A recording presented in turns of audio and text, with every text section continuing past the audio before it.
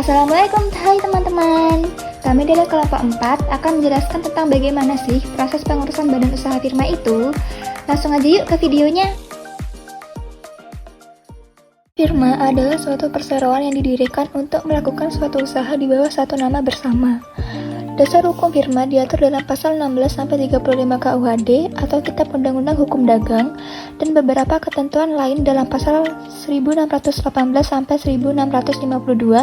Buku 3 KUH Perdata. Sebagaimana firma, status hukum firma bukanlah merupakan badan hukum, sehingga tiap-tiap persero bertanggung jawab secara tanggung renteng terhadap perikatan yang dibuat perseroan. Ciri-ciri firma diantaranya meliputi 1. Didirikan lebih dari satu orang persero.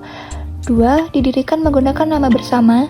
3. Masing-masing persero wajib memasukkan modal ke dalam perseroan, baik berupa uang atau barang.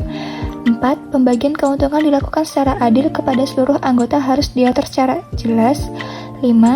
Masing-masing persero bertanggung jawab secara tanggung renteng kepada pihak ketiga. 6.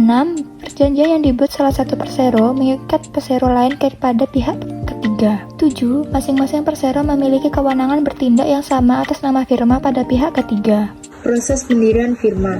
Proses pendirian firma diatur dalam pasal 22-29 KUHD dan KUH Perdata dan kemudian disempurnakan dengan beberapa peraturan terbaru. Yang pertama, pemesanan nama. Anda diharuskan menyiapkan beberapa pilihan nama yang akan Anda dirikan dan notaris akan melakukan pengecekan pada sistem AHU. Apakah nama yang Anda ajukan dapat digunakan atau telah digunakan oleh firma lain. Ketentuan mengenai pemilihan nama tidak memiliki ketentuan khusus sebagaimana dalam PT, sepanjang tidak melanggar aturan hukum di Indonesia. 2. Pembuatan akta oleh notaris. Pasal 22 KUHD menyebutkan bahwa firma harus didirikan dengan akta otentik. Akan tetapi, ketiadaan akta demikian tidak dapat ditemukan untuk merugikan pihak ketiga. Prakteknya, dewasa ini pendirian firma haruslah menggunakan akta notaris, karena firma harus terdaftar dalam sistem AHU online, dan salah satu syarat pendaftarannya adalah telah memiliki akta pendirian yang dibuat oleh notaris. Dalam tahap ini, ada beberapa syarat yang harus sudah Anda lengkapi, di antaranya adalah: pertama, identitas persero meliputi KTP, NPWP, email, dan kontak. Yang kedua, nama firma beserta singkatan jika ada. Yang ketiga, tempat atau alamat kedudukan firma. Yang keempat, struktur kepengurusan firma. Siapa yang ditunjuk menjadi sekutu aktif atau sekutu pasif. Yang kelima, maksud dan tujuan usaha firma. Bidang usaha yang diinput harus sesuai KBLI 5 digit. 3. Penandatanganan akta notaris dan pemohonan SKTHU. Para pihak yang namanya dicantumkan sebagai pendiri dan pemegang saham dalam akta firma diharuskan hadir untuk menandatangani akta.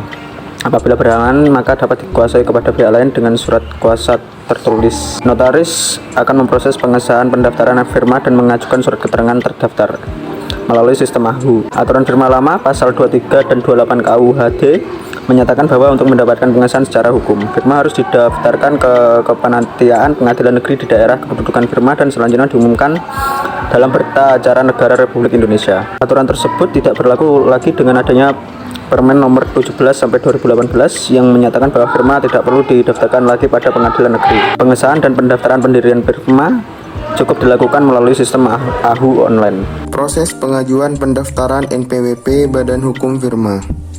Permohonan pengajuan NPWP firma dalam diajukan melalui KPP di alamat kedudukan firma.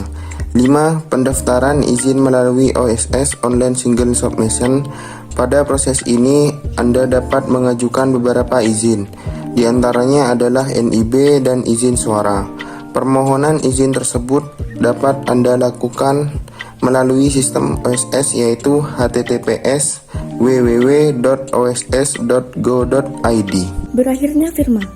Tata cara pembubaran firma diatur lengkap dalam pasal 1646-1652 KUH Perdata dan pasal 31-35 KUHD.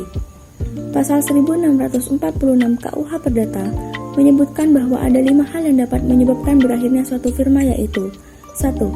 Kehendak dari seorang persero atau kesepakatan bersama para persero. Kedua, jangka waktu firma berakhir sebagaimana ditentukan dalam akte pendirian. Ketiga, musnahnya barang atau usaha yang dijalankan dalam firma telah selesai dilaksanakan. Keempat, salah satu persero mengundurkan diri atau adanya pemberhentian persero. Kelima, persero meninggal dunia atau berada di bawah pengampuan atau dinyatakan pairit dalam putusan pengadilan.